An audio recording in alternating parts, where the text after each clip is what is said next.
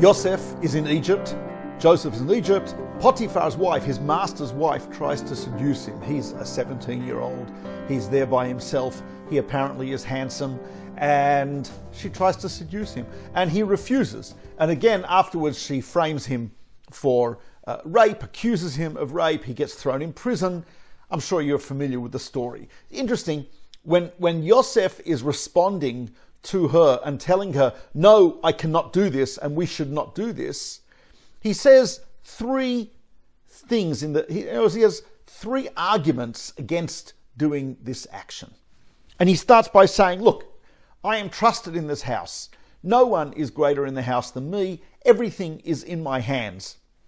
It will be a betrayal of the trust that my master puts in me.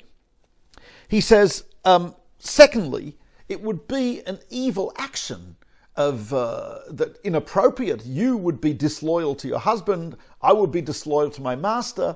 Aside from the fact that he's placed trust in me, even if he didn't place trust in me, this would still be a terrible action of adultery, disloyalty, etc.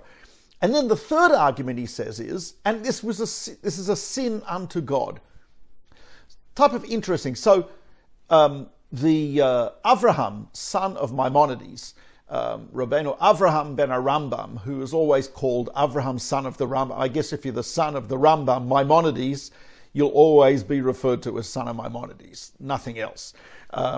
But he was a great man in and of himself. He was a great Torah scholar. He became head of the Jews in Cairo when he was 18. He wrote a major work, Hamaspik L'Ovdei Hashem, a sufficient guide for the one who serves God, and as a commentary on the Torah as well, and numerous responsa, etc. In his commentary on the Torah, Avraham, son of Maimonides, says something very interesting. He says that Joseph was talking to her in a way that he felt she would understand. He didn't start by saying this is a sin against God. He knew that that's not type of thing that she would necessarily be focused on. He begins with something that anyone can understand: trust. Someone trusts you, don't betray the trust. You give your word, don't betray that word. He begins with something very logical, a basic moral argument that virtually anyone can understand. And that's how he begins. He then ratchets it up a notch and he says, in addition, it's not just a matter of trust and honesty, but it's also an issue of adultery. That's a terrible thing. You have a relationship, a sacred relationship. You are defiling a sacred relationship. I would be defiling the sacred relationship that you have with your husband. Absolutely wrong, inappropriate. And then he says, and in addition, it is a sin in God's moral code, in ethical monotheism. I don't know if she was a monotheist. Not sure if she believed in God. She believed in Egyptian gods. But he has to have this as his final argument. He doesn't put that as his first argument because that might fall on deaf ears. And so it's interesting, he says, and this is a general strategy, that when we are arguing against a sin with ourselves or with someone else, we should start with the pragmatic, the logical, the rational, that anyone can understand, and afterwards also mention the idea that it's a sin unto God. In other words, you should speak to the person in the channel and that they can understand. If I tell a child, don't do that, it is a sin, I don't know how well they can process that. If I say, don't do that, you might hurt yourself, they can process that. Don't do that, you might hurt someone else.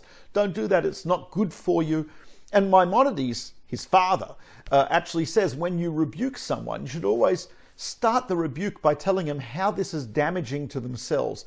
It's not about something that they can't relate to, maybe God and sin and heaven and stuff like that.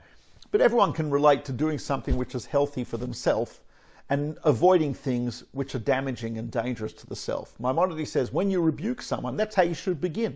You should always say, you're going to hurt yourself. This is not good for you morally. This is not good for you spiritually. This is not good for you ethically. It's not good for you physically.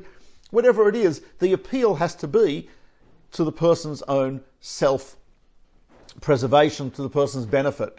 And he says that's not just a strategy, But he says that's indeed what should be in our minds. We should be primarily concerned with the other person's good and with their benefit. And that's how we should always rebuke or tell someone something with their benefit in mind. Have a wonderful Shabbos. This is Mordechai Becher with the Gateways Parsha Vlog.